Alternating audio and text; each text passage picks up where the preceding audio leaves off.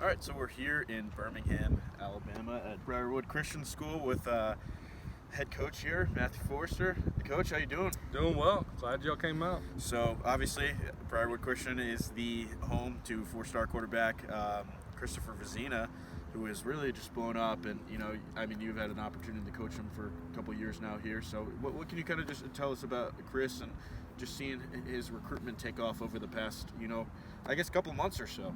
Yeah, it's been a whole lot of fun. He's been a great kid. It's fun to work with because, I got him in ninth grade, and he's as humble now as the day he was in ninth grade.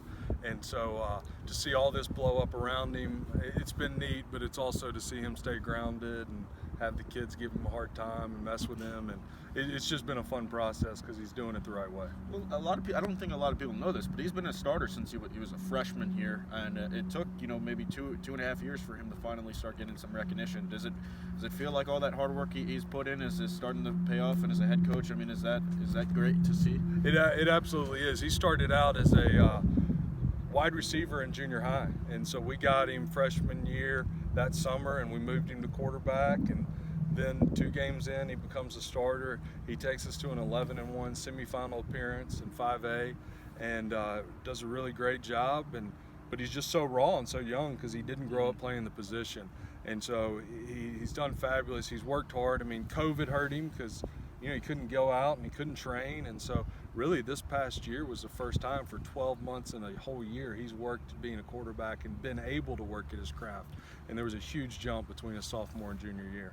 Well, and the funny thing is Clemson was one of the first schools that started to show interest in him, and then his recruitment kind of took off there since he camped there this summer. That's when it kind of catapulted. What can you just say about his relationship with Clemson? What he's told you and what you've just seen from being his head coach? Yeah. Well, I mean, I remember 2020. I'm at my house because we're all shut down, and Coach Bates calls me and says, "Hey, tell me about your quarterback." So even at the end of his freshman year, Clemson was interested in him, and we were having discussions, and that's done nothing but continue. And so, I mean, it's been a long relationship that Clemson's shown interest to him, and that is one of the unique things that they were on him. I mean, even after his freshman year. Well, I mean, obviously you coach Trent Howard, right, and you saw the recruitment there. What can you just kind of say about what Clemson does from recruitment style? And obviously they've prioritized him and made him a priority in this class. So what can you kind of just say about that? I think what Clemson does is an amazing job recruiting. They follow the rules incredibly well, which is, I think, a commendation to them. But then they're very personable and very intentional, and they do it a lot.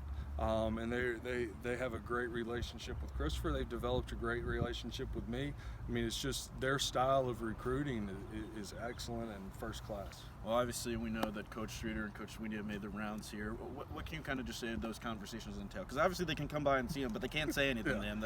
So what do those conversations with them entail generally when you've been able to speak with them while they've been on campus and maybe just even over the phone? I mean, they want to know a lot about Christopher, not so much as a player, but who he is as a person. Mm-hmm. So we end up having a lot of talks about him, and then we just talk about the culture of Briarwood and things about Briarwood. So I don't think they're one of the schools that has a great understanding not only of who he is as a player, but definitely who he is as a person, and then even where he's coming from. Like, I think they're going to have an amazing understanding of who he is as a person, which I think only helps them when it goes to him playing for them. Well, speaking of who he is as a person, I feel like there's few better people suited to kind of talk about him. You've seen him growing up. You've seen the person who he is. What can you kind of just say about the person that he is, on and off the field? What I enjoy most is the type of leader he is. I mean, he was 14-year-old freshman starting for us, and we had 19-year-olds. Trent Howard were seniors, and they just absolutely loved him. And then what I've always been worried about is what happens when guys his own age he's always been with the upperclassmen, and the fact that his classmates, his guys he grew up with, love him and appreciate him, and it's going to be a great year coming into a senior year. I think that's just what speaks volumes, is how his peers feel about him after he's had all this early success, and they truly do think the world of him and are excited. Just lastly here, I mean, we talked about him as a person and the recruitment background. We haven't talked to him about him as a player, and I know you could probably talk about him as that. So what can you say about him as a player, and who he is as a quarterback, and that he has that something special. So what do you see just as his head coach? Yeah, I think his competitive spirit and how the desire to win, and I need to do what I can to win, and then like whether it's running the ball, like hey, nothing's open, I'm gonna stick my foot in the ground and I'm gonna get us to the goal line and I'm gonna score. Whether it's sitting in the pocket, taking the big hits, I mean, all those little things, making the right reads, not just being greedy and only looking at one receiver, being able to read a whole field, to diagnose the play, see the coverage, make the right reads. I mean, those are the things that you look for, and then the ability that he does have to run is special and unique. And then just you put all that together with a kid who works out with 2 offensive linemen and an F-back as far as his guys he works out with. He's a hard-nosed, gritty kid. And so it's exciting to see how it translates out here on the field where he's physically dominant at times. Well, Coach, it was great talking to you Absolutely. about Christopher.